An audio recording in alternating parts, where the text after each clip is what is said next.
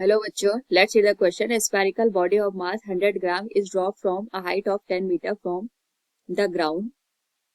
After hitting the ground, the body rebounds to a height of 5 meter. The impulse of force imparted by the ground to the body is given G equals 9.8 meter per second square. Now to answer this question, first we will discuss here the key concept, and here the key concept will be given as impulse. Impulse is known as the change in momentum. तो जब हम यहाँ पे momentum के change होने की बात करते हैं, that is final momentum minus initial momentum. इसका जो यहाँ पे डिफरेंस होता है यही हमारे पास इम्पल्स के बराबर होता है.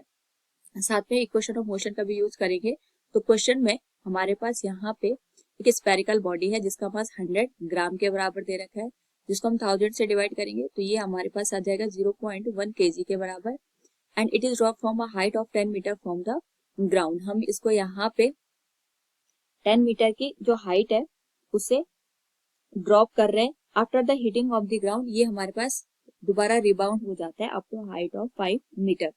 तो सबसे पहले आप ये देखेंगे, जैसे हमने इसको ड्रॉप किया तो रिबाउंड होने के बाद अगेन ये 5 मीटर की हाइट को रीच करेगा.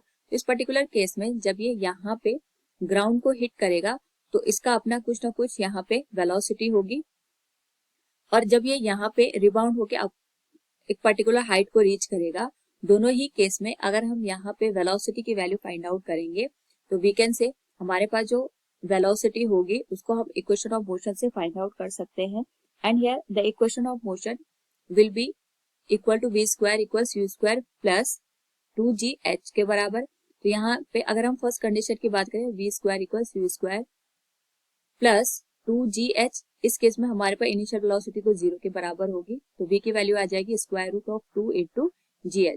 इसी तरीके से सेकंड केस के लिए भी हम सेम फॉर्मूला यहाँ पे यूज कर सकते हैं, क्योंकि इस केस में फाइनल वेलोसिटी 0 के बराबर हो जाएगी. इनिशियल वेलोसिटी हमारे पास यहाँ पे हम कंसीडर कर सकते हैं v डैश के बराबर. तो सेम फॉर्मूला यूज करने पे हमारे पास यहाँ पे हमें सेम कंडीशन देखने को मिलेगी.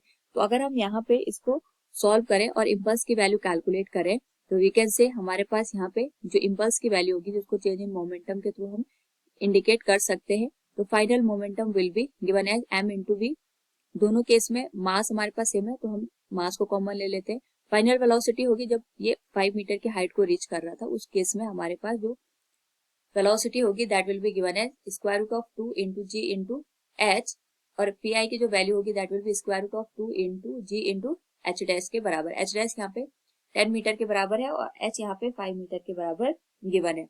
सॉल्व करें अगर हम इसको तो ये आ जाएगा 0.1 multiplied with square root of 2 into 9.8 into H की जो वैल्यू आएगी इस पर्टिकुलर केस में वो हमारे पास 5 मीटर के बराबर आ जाएगी, और यहाँ पे एच डैश की वैल्यू 10 मीटर के बराबर आएगी. सॉल्व करें अगर इसको, यहाँ पे this value could be written as 0.1 into ये आ जाएगा 5 इंटू 2 10 के बराबर, 10 into 9.8 this will become square root of 98 minus this will be given as 9.8 into 10 98 हो जाएगा.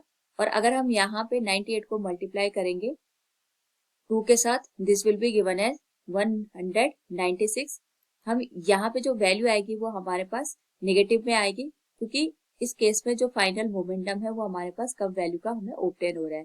सो वी कैन से हियर हमारे पास जो चेंज इन मोमेंटम आएगा इसको हम इस तरीके से भी रिप्रेजेंट कर सकते हैं 0.1 इंटू 7 रूट 2, हमारे पास ये वैल्यू बन जाएगी, माइनस स्क्वायर रूट ऑफ 196 ये हमारे पास 14 के बराबर बनेगा. क्योंकि हम केवल मैग्नीट्यूड की बात कर रहे हैं यहाँ पे, तो जो इसका मैग्नीट्यूड निकल के आएगा अप्रोक्सीमेट इसकी जो वैल्यू होगी that will be given as 2.39 kg meter per second. So from the given question we can say here the correct answer will be option number C. Hopefully you understood it. Thank you and best of luck.